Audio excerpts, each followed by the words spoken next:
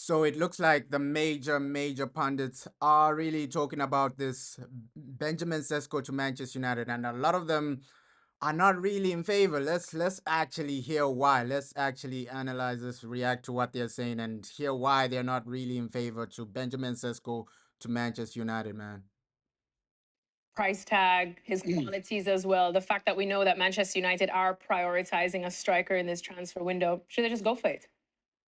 My biggest worry is for Sesko. And quite frankly, successful teams are usually built from the back forward. And certainly successful teams are built in the guts of the team forward.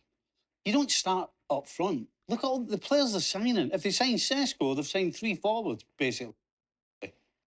So he's saying, hey, Man United have bigger issues. Attack should be your last priority. This, yeah. And I get what he's saying, but let's continue because this gets actually deeper, bro. You've got to get them the ball. You've got to get them opportunities to score. And what Manchester United have right now in the middle defensively isn't good enough to produce that for those three players. Again, if Sesko goes. I mean, if I'm Sesko, I'd be worried that I'm going to stall. So he's saying if he's Sesko, he'll be worried.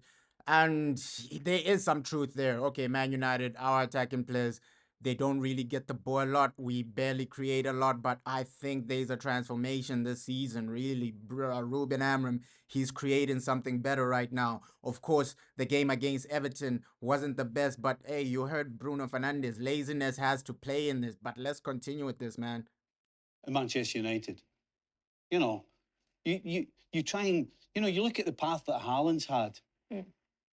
He's done it the right way.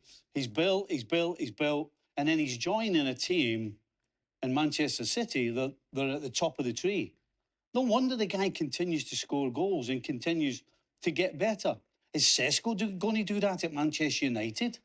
I understand his worry. Okay, if Sesko goes to Man United, it might not be the best situation for him, but as a young player, you got to take the risk, man. Man United are still the biggest club in the world, bro. So you go in there, you got to take the risk. If you're Sesko and you genuinely back yourself saying, hey, I'm a guy that can make it anywhere, you're gonna make it anywhere, right? If you have that mindset of, oh, I can make it anywhere. Look at Bruno Fernandes, bro. He came to Man United and he made it. So Sesko, if you genuinely back yourself as a top player, you go anywhere, bro. You'll go anywhere and thrive. I'm not so sure. And if they do get Sesko, Gab's talking about financial fair play. So they're not going to have any money to strengthen the middle of the park, strengthen that defence, strengthen in goal. So yeah, if I'm Sesko, I'm sorry, but I'm going nowhere near Manchester United. So he's saying I'm going nowhere near Man United if I'm Sesko, but it's just about the mentality of the player, bro. If you back yourself to genuinely make it anywhere, you're not gonna allow somebody else's failure to stop your progress, right? To stop your move, because yes, a lot of people say, "Hey, look at Rasmus Hoyland.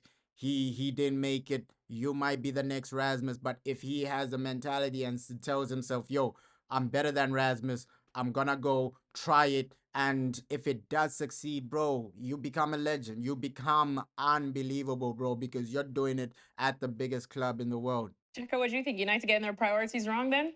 I just think there's so many layers to this that it's a little bit confusing. Manchester United don't need the next upcoming striker to Jan's description. Manchester United needs somebody now. Now, Sesko may very And I also disagree with that right there. Of course, we need somebody now, right? But you get in somebody like a Sesko, he can be generational. So just looking at the market in general, right? Look at the market in general and how much strikers are going for. If you can get Sesko now, you prevent paying a massive fee when he's already big, when he's already made it. At least get him now, take the risk. If it doesn't work out, it doesn't work out. So Man United, I think buying somebody like I said, I know Ollie Watkins would be great, no doubt about it, right?